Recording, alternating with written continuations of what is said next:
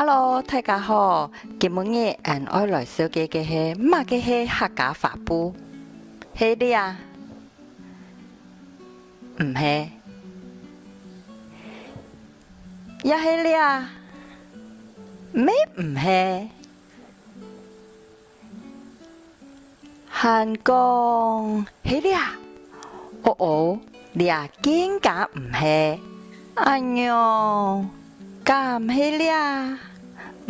有一啲啲嘅上場，唔過閒係唔係？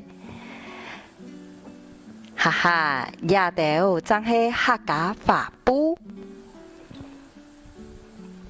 客家法布有哪條特色呢？而客家法布嘅特色就係有風有長，韓國有牡丹花，因為牡丹花代表嘅係喜氣，還有象徵富貴。故所客家法布就會有廿條特色。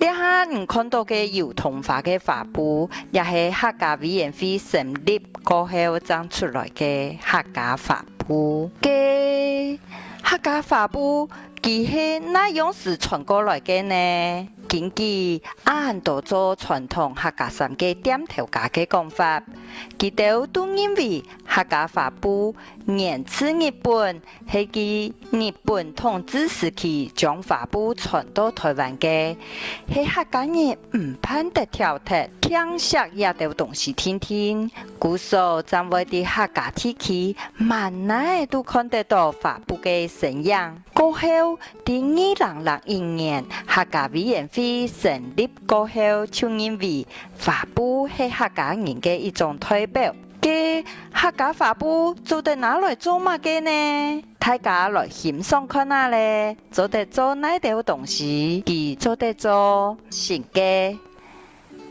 皮包誒、鞋誒、帽誒，連最矮咩都要出來，韓國扎誒。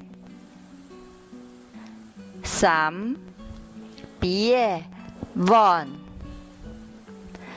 韓國最老阿公阿婆時期流傳下來嘅法布被單、法布枕頭也條。